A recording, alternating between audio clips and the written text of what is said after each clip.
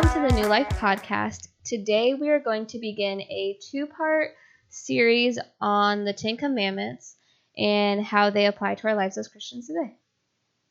Perfect. Our question for today is, who in your life would you trust if you were an egg to take care of you? Okay, so since we know people who listen to this podcast, we're not going to use specific names. We're going to do a very generalized, but we have ruled out that we don't trust each other. Yeah, no way. I would say I would pick somebody who is not clumsy because I don't want to be dropped if I were an egg. Because I wouldn't make it. I'd be dead. So they can't be clumsy. That's my answer. So I would pick somebody. See, mine's going to be like the polar opposite because I'm going to pick someone that doesn't like eggs. Like, doesn't like eating eggs, because I wouldn't trust anybody who likes eating eggs to to take care of me if I was an egg. Because what if they get hungry? Then they're going to crack me open and they're going to eat me. And I wouldn't trust you because you're too clumsy and you're going to drop me. And then what if you're mad one day and you just chuck me across the room? Yeah, see, it's a dangerous game. I would trust my cat more than I would trust you. That's a bold statement. Nah, he would take care of me. No, because cats are known to like intentionally knock things down. So don't put me on the shelf. He'd be like, put me on the floor. He'd be like Humpty Dumpty. Yeah, okay. Okay, we're starting the Ten Commandments. Most people know the Ten Commandments. Maybe you don't know them in order, but if you tried hard enough, you'd probably get all of them at some point. There's one commandment that I know by heart because it's one that is repeated so often in our church, and it's number 9. I'll never forget it, probably. Well, they don't really say the command. They just say number 9. Yeah, because we know what we're talking about. And it's not bearing false witness. So anytime we think someone's lying, we say number 9. Yeah. So yeah, I'll never forget that one. But like I said, we're doing the Ten Commandments, and we're going to start off with breaking them into 2 different parts. But to really understand the Ten Commandments, you got to really understand what has been happening up until this point. Like, why has God given the people the commands? He's never really done that before, at least not this formally when it comes to, the commands. He would just go to some of the people, Abraham, Isaac, and Jacob, and he would tell them, hey, do this for the people, do that for the people. And he's kind of doing that here with Moses, but he'll do it with the whole assembly of the people. And we're going to find out, too, is that they're pretty terrified. When God speaks to you, it's a pretty important thing. It can be really scary at times, especially the scene that they see when they get to Mount Sinai. But remember, the Israelites have been in bondage for 400 plus years. They've been under the rule of the Egyptians. They've been slaves. They've been worked and beaten and beaten and beaten, and it hasn't been really good. And they cried out to the Lord, and the Lord heard their cries, and he sent Moses. Like I said, way more stuff going on than what I'm going to be able to cover. But he sent Moses to go rescue his people. And then Moses obeys at the burning bush, and he goes and he rescues the people. The 10 plagues happen. And then you get to the point where the last plague, which is the plague of the firstborn, and the people, they go and they slaughter the lambs, and they put the blood on the doorpost, and the angel of death passes over them, and all those things. And so much so that, after this happens, the Pharaoh's like, get these people out of here. So they were free, right? They were free. They were headed away. They were on their journey. And then Pharaoh's like, what did I just do? Basically, I just sent my workers away. Let's go after them and let's take them out. Let's kind of sneak up, or however you want to say it. Like, they're not going to expect it. Well, they get that sense that, okay, they're coming after them. The people are panicking. They get to the Red Sea. They're stuck at the Red Sea. And then God comes to Moses and tells Moses to lift up his staff, and the Red Sea splits. Amazing, amazing miracle happens right before their eyes. They had never really seen anything like this before. They walk on dry ground. The Egyptians are right behind them, and then when everybody's across, the Egyptians are right behind them, and then the water collapses, takes them all out. God saves them, right? They're free. The Egyptians are no longer after them. God took them out. And then they begin to wander in the wilderness, and they begin to get thirsty and hungry, and they begin to complain, and they begin to even get to the point where they're like, we're going to take Moses out. We're going to stone Moses because Moses is leading us to our death, right? We should have just stayed in Egypt. Pretty harsh words to say to not only Moses, who helped free you, but also the Lord, who has rescued you, who's the one that's been taking care of you. But because the Lord is amazing and he's merciful and all those things, he gave the people manna, bread from heaven. And then when they were thirsty, Moses strikes a rock and water comes from the rock, and really amazing. And then they get to this point where they're about to face an enemy for the first time. A bunch of slaves who didn't know what they were doing. The Amalekites are kind of coming after them. And a really amazing scene where Moses goes up on the mountain, and every time he holds up his hands, they're winning in their victory. And then when he was getting kind of tired and his hands would fall, they would start losing the battle. So he had some of the friends came up and held his arms up, and they had victory and they won in their first battle, and they knew that it was the Lord that had fought for them. And you get an amazing thing of a name of the Lord, which the Lord is my banner, right? That's where you get that same passage there. Really, really powerful stuff. But then they head to this mountain called Mount Sinai. But when they get to this mountain, it's not a normal looking mountain anymore, because the Lord has descended upon it. And when the Lord descends upon something, it's not a joke, right? It's like it's a whole scene. We went to Sight and Sound, and it was pretty wild. Though, just what they were able to do, I can't imagine what it would have looked like. Like it was intense, just that moment, and like that wasn't even the real thing. And but you see from the Bible, it says there's lightning and there's thunder and there's fire and there's trumpets, and it's just a really crazy scene, and it ultimately makes the people frightful of what's going on. And then what happens is Moses goes up to the mountain, and then God has him come down the mountain before he'll eventually go back up and he'll get the tablets and come back down. He goes up and down this mountain a few different times. And Poor guy. But before that, it's very important, because we're going to read this here, is that God is going to speak not just through Moses here. He's going to speak to all of the people, right? It's not going to be like a he said, she said type of thing. There's no doubt that these people knew these commandments. They weren't misunderstood. They came from the very mouth of God directly to the people. But if you want to read it. So we're going to be in Exodus chapter 20, looking at verses 1 through 11. Then God spoke all these words. I am the Lord your God, who brought you out of the land of Egypt, out of the place of slavery. Do not have any other gods besides me. Do not make an idol for yourself, whether in the shape of anything in the heavens above or on the earth below, or in the waters under the earth. Do not bow and worship to them, and do not serve them. For I, the Lord your God, am a jealous God, bringing the consequences of the father's iniquity on the children to the third and fourth generations of those who hate me, but showing faithful love to 1,000 generations of those who love me and keep my commands. Do not misuse the name of the Lord your God, because the Lord will not leave anyone unpunished who misuses his name. Remember the Sabbath day to keep it holy. You are to labor 6 days and do all your work. But the seventh day is a Sabbath to the Lord your God. You must not do any work, you, your son or daughter, your male or female servant, your livestock, or the resident alien who is within your city gates. For the Lord made the heavens and the earth, the sea, and everything in them in 6 days. Then he rested on the seventh day. Therefore the Lord blessed the Sabbath day and declared it holy. So we're stopping there for one time's sake. If we try to go through all these, I feel like we're not going to get a good essence of what these commands really are telling us to do, and how they apply to our life today. Because really these commandments are broken up into 2 parts.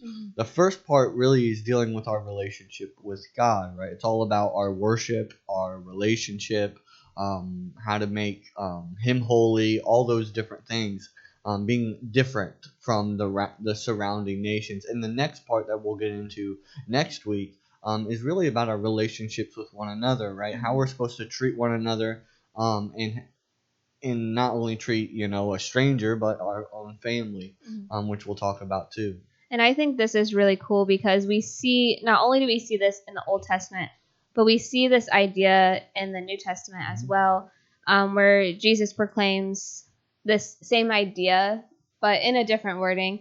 So in Matthew 22, verses 37 through 39, he says, "Love the Lord your God with all your heart, with all your soul, and with all your mind. This is the greatest and most important command. The second is like it, love your neighbor as yourself."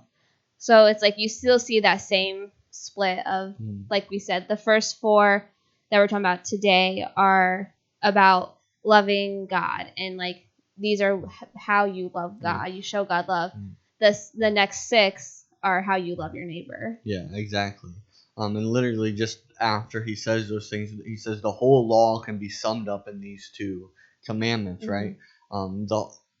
The whole essence of every, not just the 10 commandments, but all the 600 plus commandments that you're going to read if you keep going on throughout the book of Deuteronomy. Each one of those can be in those two categories, right? Either loving the Lord your God with all your heart, mind, and soul and strength, and then to love your neighbor as yourself. They can all be in those two categories. And that's really, there obviously there's many things we're doing for the Lord, but they also can be summed up in those two categories, right? It is either you're doing something to love the Lord your God, or you're doing something to help your neighbor. That's the Christian life, right? Yeah. And you're doing that with the worldview of the gospel and the lens of a believer and all those things, but everything you do ought to be focused through those two things, right? How am I doing this to glorify God? And how am I doing this to love my neighbor as myself?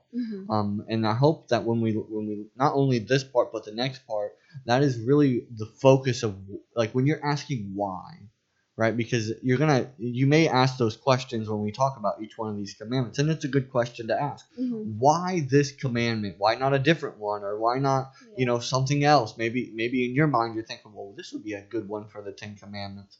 Why not that one? Think about it from the lens of loving the Lord your God and loving your neighbor as yourself. And again, not to think that the thing that you think is not also a good thing.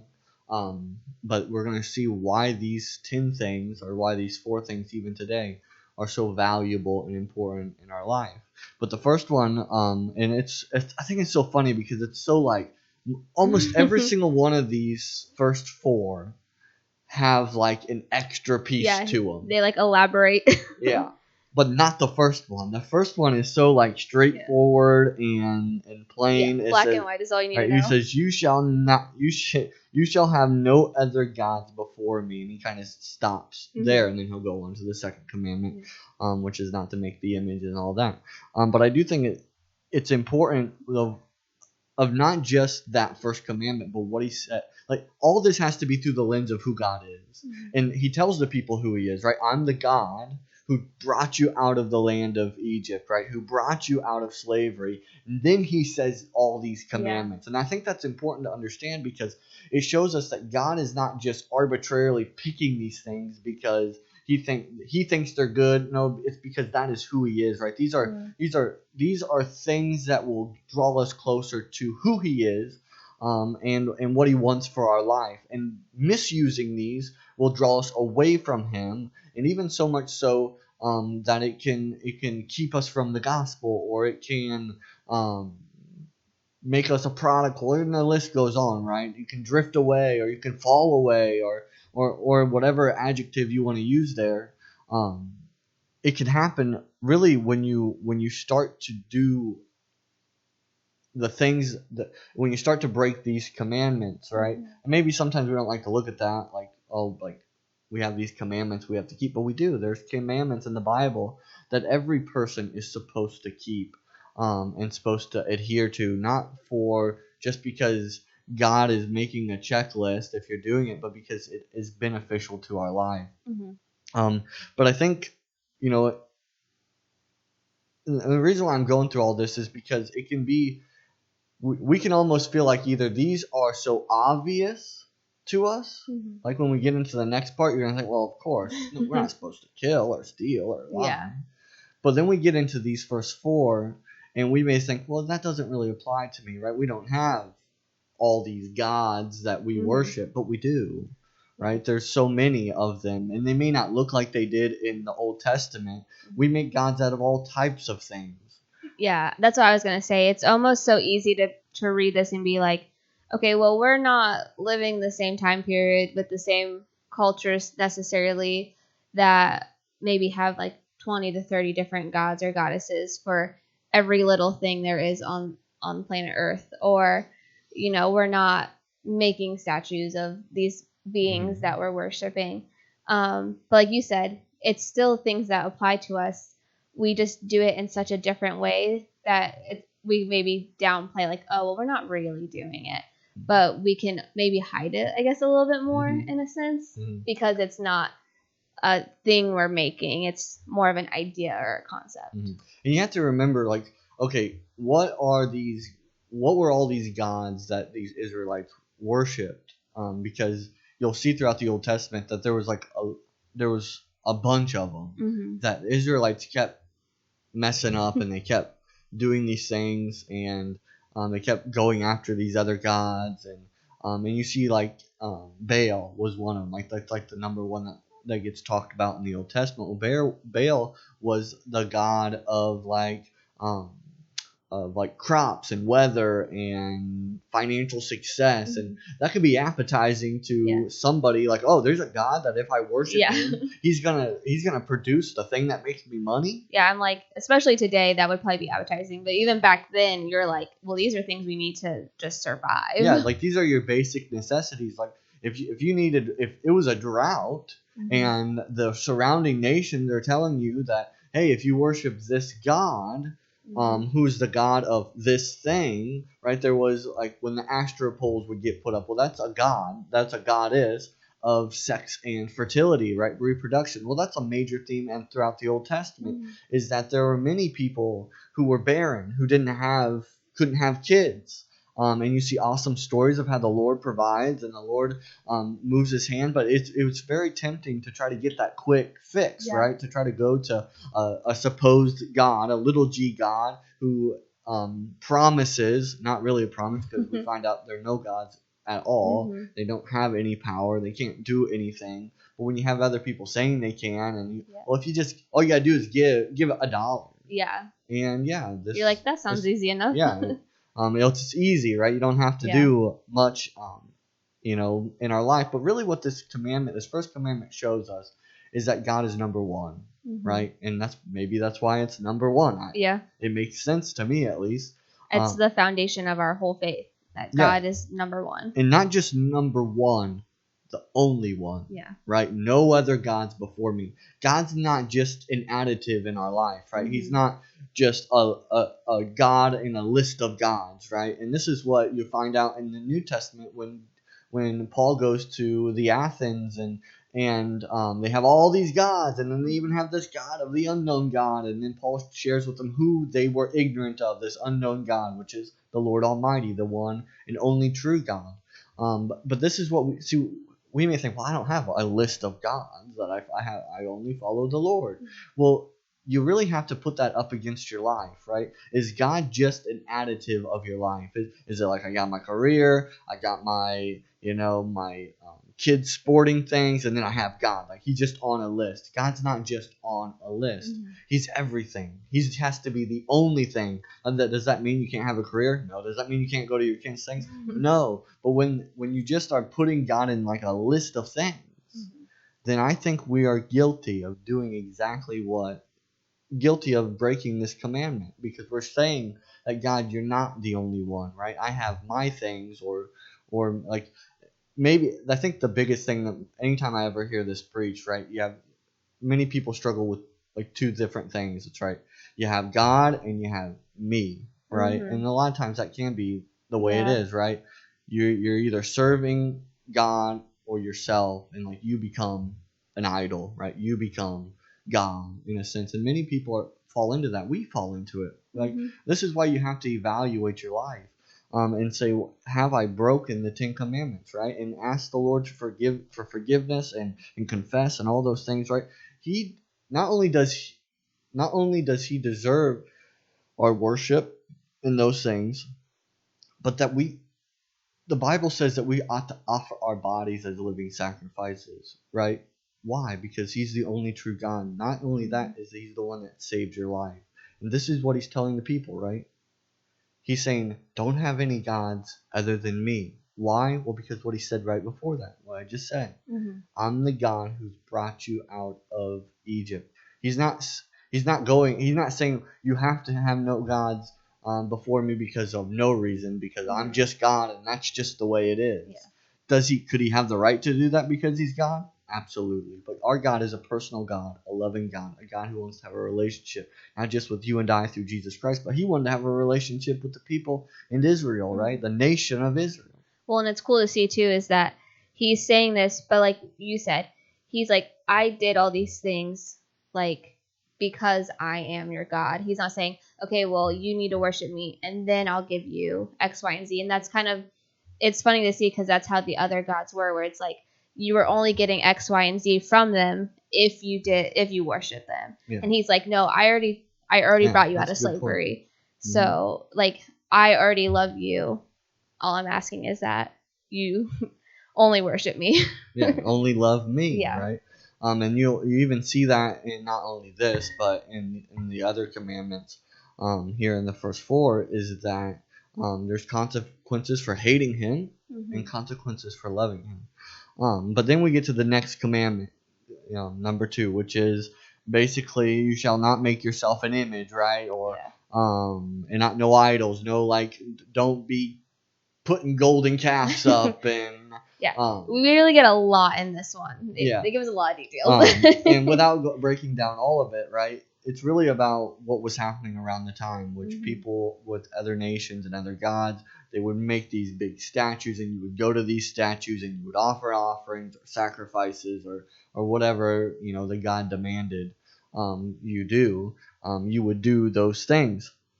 But God here forbids that, right? Which is, again, different from all the other nations, right? This was not a normal thing. And again, even with the first commandment, what God is proposing here is not a normal thing. It is completely different than every other nation that is around them. Because every other nation did not just have one God. They had multiple gods for all sorts of things. And this is what God is saying, no, I am one. And I don't have to be worshipped with an idol or, a golden scepter or whatever it may be, right? In fact, the Bible says that we worship God in spirit and truth. That's what Jesus tells us, right? We worship God in spirit and in truth. Not in a necklace, not in a statue or a pole or whatever it is. No, we are obligated, and if we don't, we're breaking this commandment to just worship God in spirit and truth, right? Most every time God is worshipped in word, right? With song or something of that sort, right? It's with your mouth, right? It's with your actions. It's not by going to a place and putting money on an altar or whatever. Or completing some kind of ritual or something. Or, many people, even during that day, without getting too graphic, would do really detestable things. Like you would have sexual relations on the altar or stuff like that as a basically a plea to give them fertility and reproduction and stuff like that. God doesn't want any of that. In fact, he says that's detestable, right? That's evil. That would be breaking this second commandment. And I do think that these two are really tied together. Yeah, the first and second, when we were just talking about them before, there's so much of it that feels like it's repetitive, but it makes sense why it is repetitive, because the ideas do go hand in hand. Yeah, and many people would ask me like wearing a cross or a painting of Jesus, is this breaking this commandment? I don't think so. Right, I would not. Now, it would Unless all depend on the heart of the person, right? Yeah. Same thing with the Bible. Could a Bible be misused in idol worship? Absolutely. Same thing with a cross or anything like that, or maybe some beads or something. Anything can be made an idol when it's done with the wrong intentions. And I think we are guilty of doing that sometimes, even in the Christian life, of making things that were never supposed to be an idol, where we worship that specific image rather than worshiping the Lord in spirit and in truth. And when you do that, you begin to get your mind begins to get clouded of who God really is, right? You begin to think he's in this little thing or big thing or whatever it may be. There's some pretty big idols. Like we're talking about 30 feet, 50 feet tall idols. But a lot of people, maybe it's a small little thing. God's not in that, right? And this is really what he's saying. I'm not in those, right? You may make it, but I ain't in it, right? Because God is spirit and truth. He's not in an image. He's not in an idol. I think Paul really sums it up in Romans chapter 1, verse 22 and 23, where he reminds us of the danger of making idols. And that's what was happening during the time, which he says, professing to be wise, they became fools. They changed the glory of the incorruptible God into an image made like corruptible man, and birds and four-footed animals and creeping things. This is what the people were doing in Rome and in Greece and all the surrounding areas of that, of that area, is they were making all these images and all these idols out of wood and straw and iron and silver and gold. And Paul here is saying how to him it doesn't make sense. Why would you use something that is corruptible for the uncorruptible God? And really what these two commandments are showing us is that God is holy, God is perfect, God is far beyond anything that you can conjure up, right? You're not going to be able to conjure up God in your mind. He's much greater than that. You can't conjure up in building or material or even a painting or anything, even if that painting is really good and not saying you did it with the right intentions and there's nothing wrong with that painting. It's not for idol worship or nothing like that. Even that, you're not going to capture the essence of God because he's too big for a corruptible thing, right? Because he's uncorruptible. That is how far and beyond the glory of God is, that it is incommunicable to even think about. You can't put it in words. You can't communicate it. You can't study it. You can get close to it, as close as the Lord allows us to here on earth. But you can't make it happen, right? So many times you see like cults and false religions and things like that, and their focus really is around an image or an idol or something you're doing or whatever. And God is saying that he's far beyond those things, right? If that is what you're doing, then your God is small, right? It's not even close. In the Bible, obviously the Bible says there are no gods at all, right? You may think they are, or they have power, but they don't. And I think that's important to understand. Well, and that's something too, is like you mentioned before, like we're not necessarily today like worshiping golden calves, or there are like some like different types of religions or cults who said that like do have their own maybe like symbols or statues. But it's easy to be like, oh well, I'm not in a cult, I'm not like I don't just have this statue sitting around that I'm staring at, like bowing down and worshiping. But today, like we still see the same thing like with idolatry. It just looks different. Like we might think things like money or like status, or sometimes even like celebrities, like famous people. We start to like put them on this pedestal in a sense, and that's doing the exact same thing. Just because we don't have a giant statue of them in our living room doesn't mean that like we're not doing this. But I think it's also important to keep in mind that the things that we think are good too can become idols. Like, I mean, ministry in a sense can be something that we start to look at as like an idol. Our family, our hobbies, like these are good things, and it's not saying, okay, avoid them at all costs, but we have to be mindful of our intention behind why we're doing them, and seeing, okay, are these things starting to be placed above God? Like we talked about with the first commandment.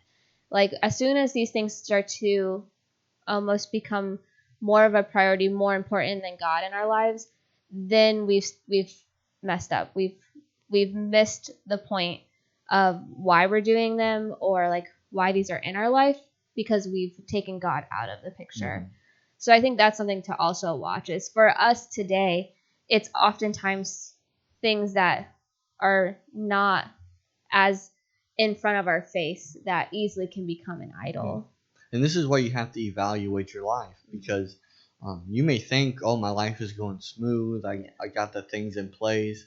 But your life could be really out of balance, and you may be worshiping not God anymore, but those other things, right? And again, worship is just what you're offering yourself to. It's as simple as that. When people ask what worship is, what you're offering yourself to. And if it isn't the Lord, then you're doing something wrong, right? You're breaking these commandments, whether or not one or two. Like I said, they really do go hand in hand. In some sense, but God is really focusing. Why he says this, not just don't have any gods before me in the images, is because you're going to find out in a few chapters they don't listen very well. No. And they make a golden calf, and because of that, it is an absolute disaster. Yeah, it's like, come on, guys, we just told you. It doesn't really make sense, but it shows how stupid we can be. Because we would say, oh, we wouldn't do anything like the Israelites. Well, we do the same things Israelites do all the time, but it just may look a little different. It just looks a little different. Yep. And I would ask yourself, is there anything holding me back from worshiping the Lord only? And if there is, remove it. Remove it from your life. Or if it's not something that's removable, put it in the right perspective, right? It's not something to be worshipped. If God is being put behind it, then that's something wrong. But we get to the commandment number 3. And commandment number 3 is, turn the page. My version says, you shall not misuse the name of the Lord your God. And then it goes on to kind of give the consequences for those that do it. Which, some people may know this commandment by don't take the Lord's name in vain. Yeah. If you read like the King James, that's what it's going to say. And sometimes we're guilty of thinking that we almost make this commandment smaller than what it really is. Yeah. We may, I think more people, for some reason, put this one on a pedestal.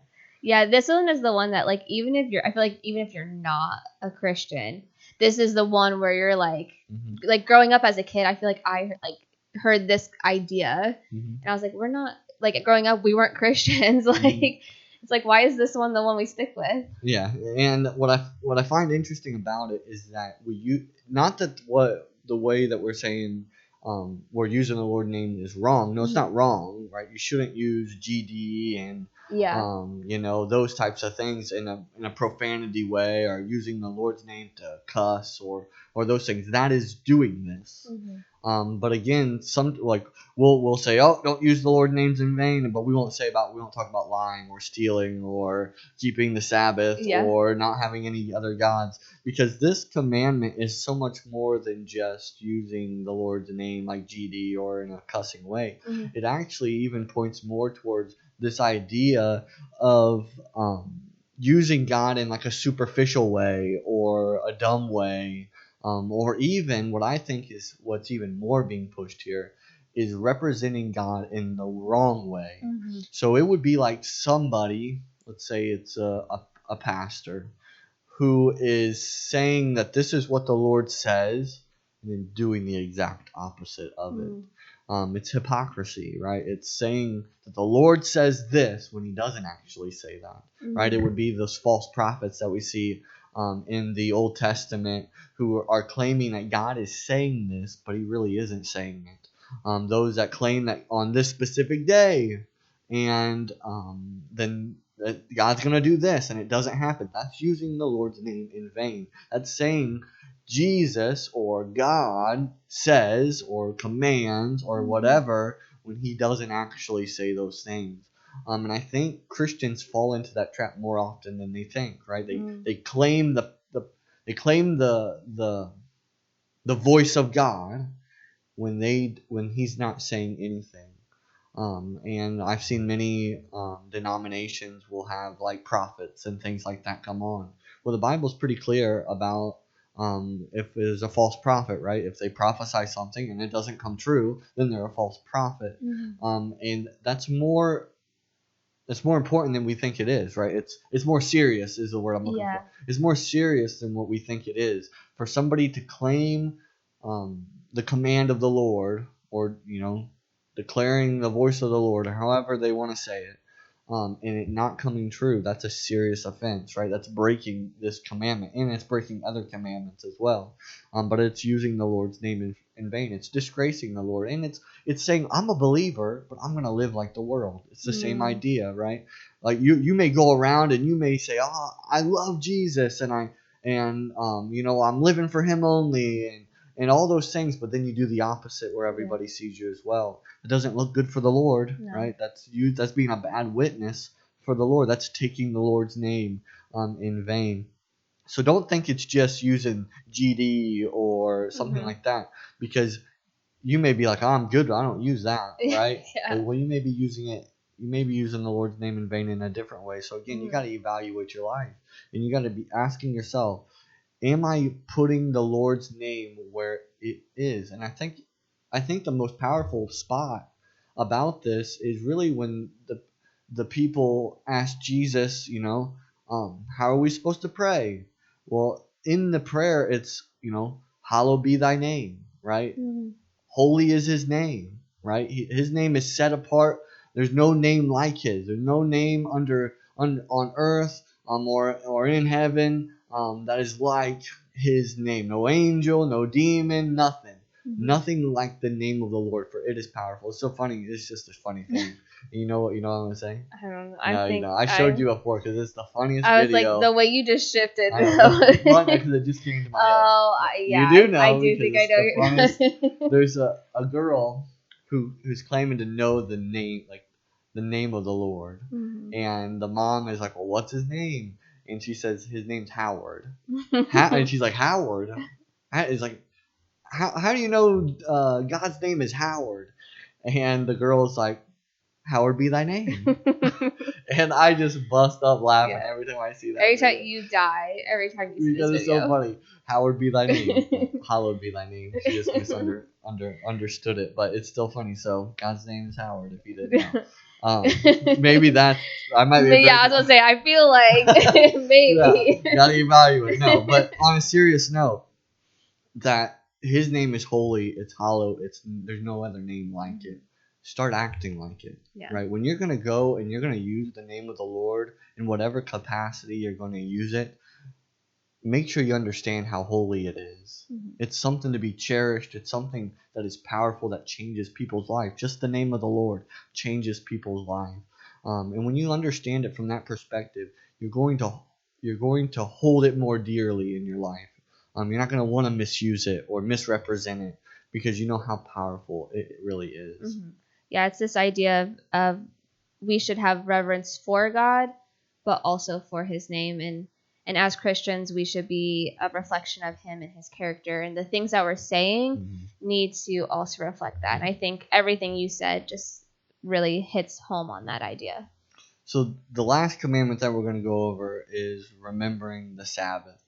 And again, all these really point to God's holiness, how God is separate, how God is one, that He alone deserves our worship, and all those things. And then this last one that we're going to cover is remember the Sabbath. Now, this one is more controversial, only because, and maybe you don't think so, and it's not necessarily wrong not to think so, as long as you're not misusing this idea of the Sabbath, because the Jews did so often, many times throughout the Gospels. Yeah, we see it all the time. Jesus is healing or doing something on the Sabbath. And they're like, whoa. Yeah, they throw a fit. And then Jesus explains the idea of the Sabbath and how they would add these traditions. And they would get really serious, right? You couldn't do, even the smallest thing. I think when I was doing some study, you weren't allowed to carry anything in the bottom of your hand, but you could carry something on the top of it. Just crazy. Yeah, finding wild loopholes. Stuff that was being added to this idea of the Sabbath. But really this command is to respect the last day, right? The seventh day, or Saturday as we know it. And it's to make it holy, right? But not so much. Sabbath literally means to rest or to cease work. Don't do anything, right? Take a moment, take a breather, take a rest. And we're supposed to do it on that day. And it really is a reflection of creation. Yeah, we see, it mentions it in the verses that we read.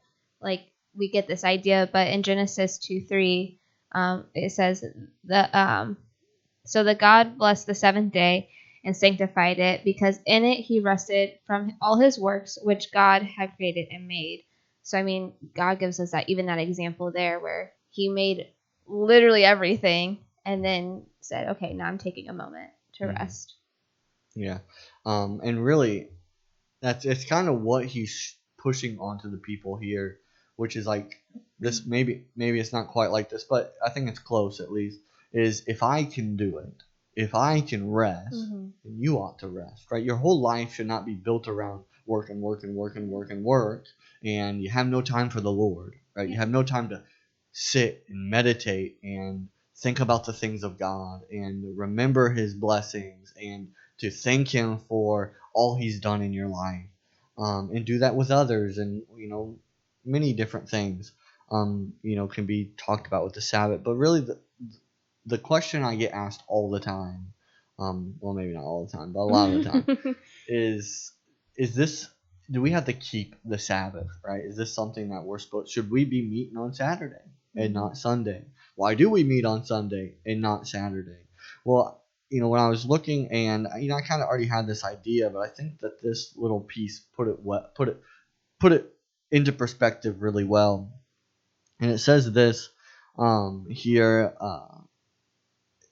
that I found in one of the commentaries that I have. It says the most important purpose of the Sabbath was to serve as a preview picture of the rest we have in Jesus. Like everything in the Bible, we understand this with the perspective of the whole Bible, not this single passage. With this understanding, we see that there is a real sense in which Jesus fulfilled the purpose and plan of the Sabbath for us and in us. Hebrews 4:9-11 says that he is our rest. And when we remember his finished work, we remember the Sabbath, we remember the rest. Therefore, the whole Scripture makes it clear that under the new covenant, no one is under obligation to observe the Sabbath day. Colossians 2:16-17 and Galatians 4:9-11. Galatians 4:10 tells us that Christians are not bound to observe days and months and seasons and years. The rest we enter into as Christians is something to experience every day, not just one day a week. The rest of knowing we don't have to work to save ourselves, but our salvation is accomplished in Jesus. And you get a really good picture in Hebrews 4:9-10. And I'm not here to say that you're not supposed to rest. In fact, I'm here to say that it is very valuable. But our rest is not found in not just doing work. Our rest now is found in Jesus Christ, right? Jesus even himself says, I have not come to abolish the law, but to fulfill it.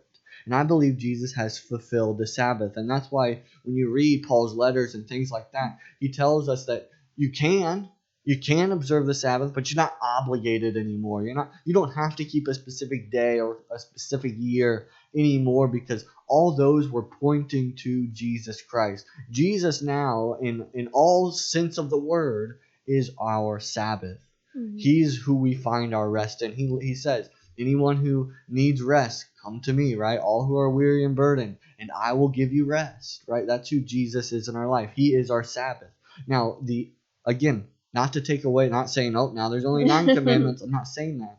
I'm saying that now hopefully you have even a deeper perspective and a deeper want to find your rest in our Sabbath, in Jesus Christ. Because again, he's fulfilled it. He's the one that's made it complete. It wasn't even complete when they were keeping the Sabbath. Now it is complete. Now it is full, and now it's the most beneficial, and the most rest you can have is found in Jesus alone. So I'm not saying don't find a day, because you ought to find a day. But every day we should find our rest in Jesus. Now, again, maybe some of you are thinking, no work for me. No, right? Even in here it says you work for 6 days and you find a rest, right? You're still obligated to work, but you're obligated to find your rest in Jesus alone. Yeah, I love the reminder of this idea that it's not just a one day only idea, because it's easy to be like, okay, just a Sabbath day, and then you can kind of just do your own thing the rest of the days. But it's like, I mean, especially just in our culture today as Americans, it is the constant go, go, go. It's like, it almost feels like if you're not doing something 24/7, then you're doing it wrong. And I'm not saying that every culture feels that way, but I think that's where we see value of, obviously the Sabbath was Saturday, but we have it now, like we more so I feel like represent that more on a Sunday, just with how services are held and stuff. And I think there is something special about that, of just being mindful of when you can, when it's possible, to keep Sunday focused on the Lord too, because there is value in having that time where, yes, we should be finding this rest every day. We should be spending time with the Lord every day, but having Sunday set aside where, okay, this is a special day for spending time with God and worshiping Him, and oftentimes it becomes a day with family, and I think there's value in that too, of doing your best to also still protect it and find some rest in that as much as possible. But obviously our culture makes that hard, because soon all of a sudden you're like, okay, well, I have 20 bajillion house projects, I shall do them now. Yeah, and you really have to ask yourself, because there was a point in my life where I was working a part-time job. I mean, I was a fresh believer, I would say. I've been a believer for a couple of years, or maybe 3 or 4 years or something like that. But still a fairly fresh believer. And I was working this part-time job at a grocery store, and we were doing Sunday mornings and Sunday nights, and it wasn't the same service, it was a different service. On Sunday night. And I remember I would go to service Sunday morning, I'd have that day off, but then I had to go work in the afternoon. And there was part of me that felt so disconnected, I guess maybe is the right word, or not necessarily that I was doing something wrong, but that I was missing something. Not, because I wasn't with fellow believers, and I wasn't worshiping, on the whole day of Sunday, and there was something that I didn't like. So I went up to the supervisor with the consequence that it could cost me my job, and I was okay with that. I was okay with having to find another job if this wasn't going to go over well. Now, this is easy to do with a part-time job. Yeah. With a career maybe you've been in for a while, maybe you have to think about certain things when it comes to this. Maybe you got to pre-plan some things if this is something you feel like applies to you. But I went to that supervisor and I said, hey, I know this may be tough, but if I can't get the whole day Sunday off, I'm going to have to find somewhere else. And he was very much like, well, I don't know, type of deal. I said that's okay. If you have to let me go for that, that's okay.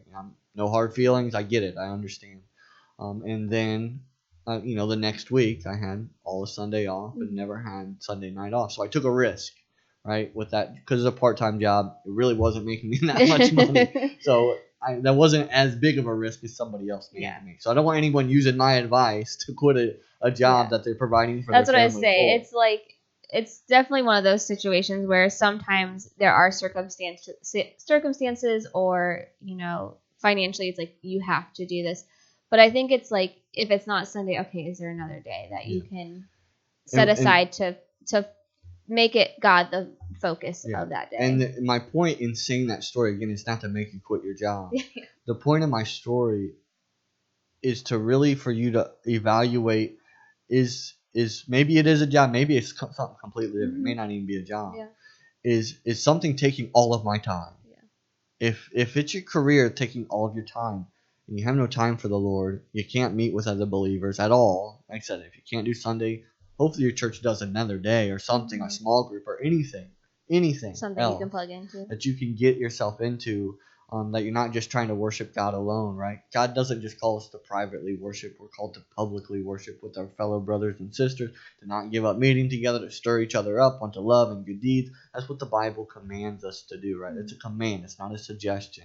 So if there's something taking too much of your time, you've got to figure that out. Whatever it has to be done, you got to figure that out.